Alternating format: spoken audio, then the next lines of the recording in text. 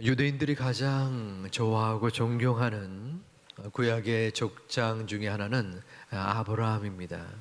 우리 또한 아브라함을 믿음의 조상으로 생각하며 열방의 아비로 인정하고 존중하기도 하죠. 하지만 아브라함이 항상 신앙으로 돈독하고 또한 하나님을 기쁘게 한 것만은 아니었습니다. 오늘 말씀은 아브라함의 연약한 부분, 그 연약함에 하나님께서는 어떻게 인도하셨는가를 우리가 말씀 가운데 함께 살펴보고자 합니다. 본문 1절에서 아브라함은 가나안을 떠나 남방 그랄 땅으로 이주하였습니다. 가뭄이 들었던 것이에요. 가나안에 먹고 살 길이 없어서 그랄 지역으로 갔습니다. 그랄 지역에는 계곡이 있었습니다. 그래서 물이 풍부하여서 땅이 비옥한 까닭이었습니다. 그런데 이 그랄이라는 이름의 뜻이 있는데 침체된 곳이라는 의미를 담고 있습니다. 성경에서는 사람의 이름이나 또 지명의 이름이 특별한 의미를 지니고 있고 그 이름대로 상황과 또 환경이 전개되는 것을 볼 수 있습니다. 침체라는 뜻을 지니고 있는 이 그랄에서 아브라함은 믿음이 침체되었습니다. 그는 새로운 환경에서 불안해했습니다. 그의 불안은 본문 2절 말씀에서 잘못된 처세술로 나타납니다. 그의 아내 사라를 자기 누이라 한 것이에요. 그래서 그랄 왕 아비멜렉이 사라를 왕궁으로 데려가는 상황이 발생이 된 것입니다. 왜 아브라함은 이처럼 거짓말을 했을까요? 그것은 두려움 때문이었습니다. 이 그랄 사람들이 예쁜 아내 사라를 취하고 자신을 죽일까 두려웠던 겁니다. 그래서 거짓말을 행하고 또한 그 거짓말로 인하여 왕이 사라를 첩으로 삼으려는 상황이 발생이 된 것입니다.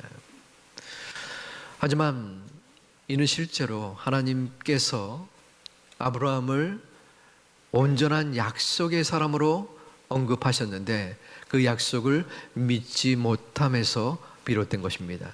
이미 지금 이 그랄 땅으로 왔을 때 하나님께서는 아브라함 내가 온 민족의 아비가 될 것이다.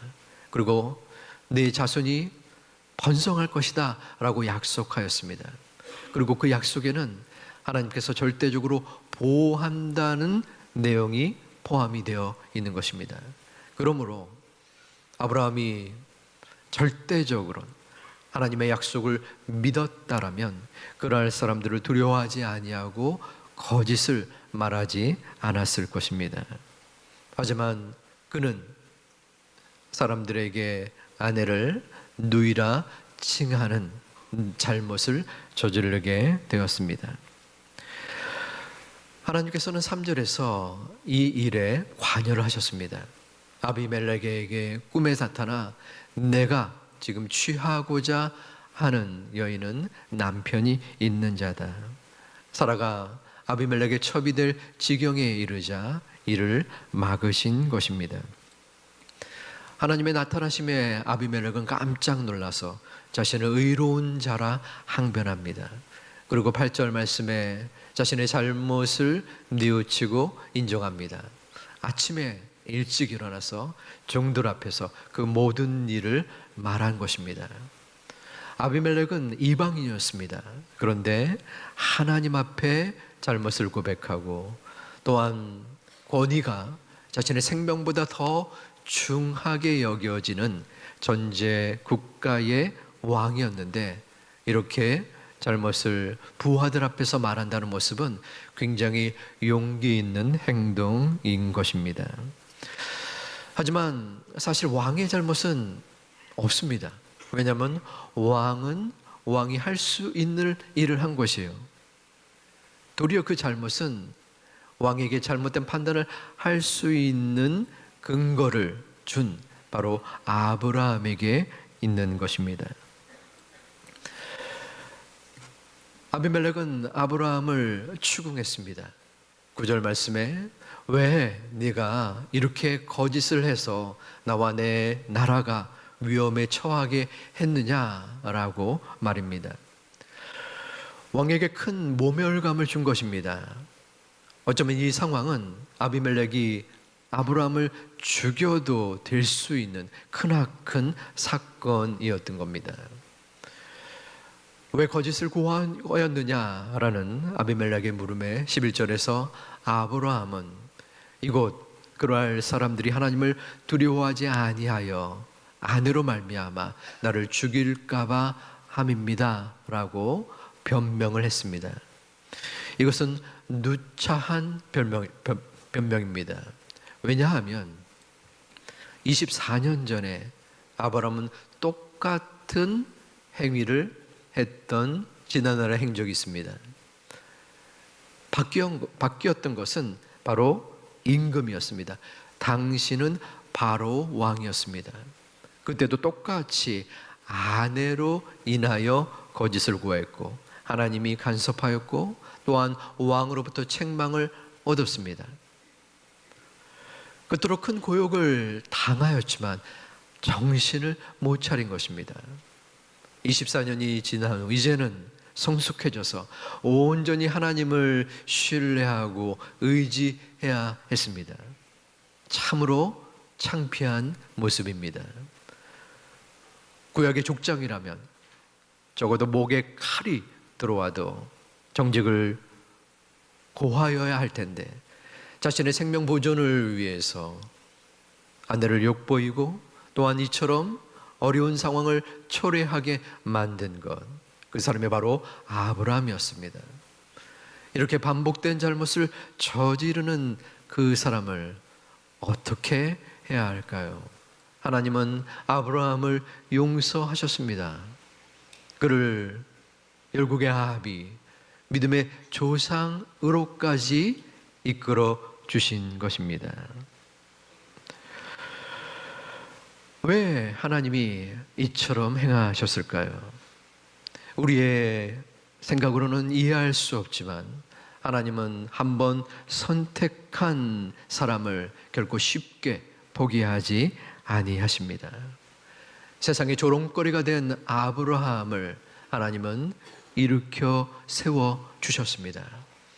17절에서 하나님은 아브라함을 중보 기도자로 인정하셨습니다. 아브라함이 하나님께 기도하며 하나님의 아비멜렉과 그의 아내와 여종을 치료하사 출산하게 하셨으니 아비멜렉은 아브라함에게 소와 양과 종들을 주었고 사라에게는 은 1000을 주었습니다. 하나님의 인도하심이었죠. 아브라함의 심정은 어떠했을까요? 자신의 잘못을 하나님이 덮으시고 또한 무한하게 이끌어주신 그 사랑에 아마 감격하였을 듯합니다. 하나님은 그에게 어떠한 책망도 하지 않았습니다. 야, 도대체 왜 그렇게 행동하냐?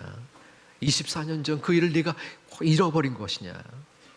내가 이방 왕에게 얼굴을 볼 면목이 없다. 응? 진짜 머리 아프다 아파. 이런 여러 가지 이야기들이 나왔을 법한 상황인데 하나님은 그에게 어떠한 한마디도 하지 않았습니다. 그리고 그를 다시 믿음의 자리에 서게 하셨습니다. 아브라함의 하나님은 다시 일으키시는 하나님이셨습니다. 우리 한번 따라해 볼까요? 다시 일으키시는 하나님, 다시 일으키시는 하나님. 우리 다시 한번 큰 소리로 함께 봉독하겠습니다. 다시 일으키시는 하나님, 아멘. 반복된 잘못으로 하나님 앞에 민망하고 죄송함을 보여주었던 아브라함, 그 아브라함을 하나님은 일으켜 세워 주셨습니다. 아브라함을 사랑한 하나님은 우리를 동일하게 사랑해 주십니다. 우리의 잘못과 허물을 하나님의 긍휼로 덮어주시고 우리를 사랑으로 세워주십니다. 현대사회를 정글이라고 표현을 합니다. 한 번의 시험에서 등급이 정해지고 그것으로 대학의 수준과 또한 장래의 모습이 좌지우지되는 그러한 모습을 우리는 보게 됩니다. 그렇기 때문에 그 시험에 목을 메고 모든 노력을 다하는 과정을 겪게 되고 또 그 시험을 치르기도 합니다. 하지만 모든 사람이 다 승자가 될 수 없는 것이 우리의 현실입니다. 이기는 사람이 있으면 패배자가 나오게 마련입니다. 모두가 만족할 수 있는 결과를 얻는다는 것은 거의 불가능하죠. 그러기 위해서는 모든 사람이 패스를 하거나 아니면 승자가 되는 방법이 있겠죠. 하지만 우리의 현실은 승자가 있고 패배가 있습니다. 그리고 조금이라도 한 번의 실수도 용납되지 않는 모습이 담겨져 있습니다. 그러나 하나님은 우리에게 다시의 은혜를 주셨습니다. 기독교는 다시의 종교입니다. 우리는 장래의 어려움과 또한 슬픔의 헤어짐 속에서 찬양을 합니다. 우리 다시 만날 때까지 하나님이 함께 계셔. 다시 만날 때 예수 앞에 만날 때 다시 만날 때 세상 사람들은 사랑하는 가족과 부모님의 헤어짐 속에 눈물과 고통의 이별을 합니다. 왜냐하면 그들은 다시 만날 수 없다고 생각하기 때문입니다. 하지만 우리 믿는 이들은 그 이별의 슬픔 속에서라도 다시 만날 수 있는 기대와 소망을 가지기 때문에 찬양함으로 헤어질 수 있는 것입니다. 우리 아버지 하나님은 다시 일으키시는 하나님이십니다. 저는 삶을 살면서 여러 번의 큰 넘어짐과 실패를 경험했습니다. 이제는 끝이구나. 이제는 도저히 회복될 수 없구나. 그 상황 속에서 눈물과 한탄 속에서 애통해 하기도 했습니다. 도저히 회복될 수 없을 것 같은 상황에서 그 가운데 하나님께서는 저를 보호하여 주시사 위로해 주시고 다시 일어설 수 있는 회복의 은혜를 주셨습니다. 지나고 보니 그것은 저의 힘과 능력이 아니었습니다. 오직 하나님께서 저를 일으켜 세워 주신 것이었습니다. 그리고 특별한 사랑을 부어 주셨습니다. 로마서 8장 35절과 36, 7절을 우리 같이 한번 봉독하겠습니다. 누가 우리 그리스도의 사랑에서 끊으리요 환난이나 곤고나 박해나 기근이나 적신이나 위험이나 칼이랴 기록된 바 우리가 종일 주를 위하여 죽임을 당하게 되며 도살당할 양같이 여김을 받았나이다 함과 같으니라. 그러나 이 모든 일에 우리를 사랑하시는 이로 말미암아 우리가 넉넉히 이기느니라. 아멘. 세상은 우리를 무너뜨리려 합니다. 세상은 고난과 고통 가운데 실제로 우리를 쓰러뜨립니다. 사단은 우리에게 속삭입니다. 야, 이제 너는 끝이야. 너는 아무런 희망이 없어. 네 주변을 돌아봐.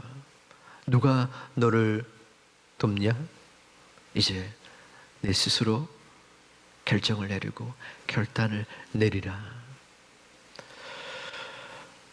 그 속삭임을 듣는 우리는 그것이 맞는다라는 느낌을 갖기도 합니다. 하나님, 왜 이렇게 감당할 수 없는 이 아픔의 어려움들을 나에게 지속적으로 주십니까? 제가 뭘 잘못했는데요? 하나님 과연 살아계십니까?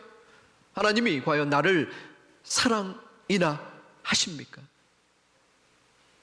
우리는 낙심과 절망 속에서 울부짖기도 합니다. 그럼에도 하나님의 사랑이 나에게 다가오지 않는 것 같을지라도, 고난과 고통의 공포가 나를 엄습한다고 할지라도, 우리가 마음속에 가져야 될 것은 분명 하나님의 도우심을 우리가 바라야 한다는 것입니다. 하나님께서는 우리를 절대로 포기하지 아니하십니다. 우리를 끝까지 책임져 주십니다.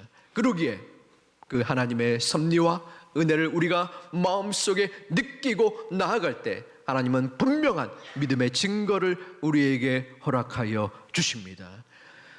선한 능력이 되신 주님이기에 선한 능력으로 우리는 일어서는 것입니다. 회복될 수 있는 것입니다. 우리를 일으키시는 그 주님을 바라보는 하나님의 자녀들 되시기를 주님의 이름으로 축원드립니다. 그 사랑 때문에 우리는 넉넉히 이길 수 있습니다. 간신히가 아닙니다. 넉넉히 충분히 이길 수 있는 것입니다. 저에게는 청년이 된 두 자녀가 있습니다. 어릴 적에는 얘네들이 언제 크나 그랬는데, 이제는 커서 부모를 염려하기도 합니다. 지금은 가끔 그 옛날 어렸을 때가 기억나고 또 추억을 하게 됩니다. 아이였을 때 아이가 응아를 하면 기저귀를 갈아주곤 했습니다. 그 똥기저귀를 갈면서 저는 부모님 생각을 했었어요. 야, 내가 아무런 인식도 없을 때 그저 배고프면 찡찡대고 또 졸리면 앙앙 우는 이때에서도 우리 부모님이 나를 똥기저귀 갈아주셨구나, 그런 생각이 들었던 거예요.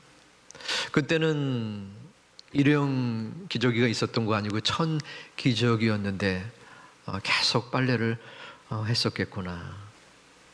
세탁기도 없었을 텐데, 또 겨울에 온수도 나오지 않았을 텐데, 그러면서 내가 잘난 양 그 부모님의 은혜와 사랑을 망각했던 제 자신의 모습을 반성했던 또 기억이 납니다. 우리 신앙도 마찬가지입니다.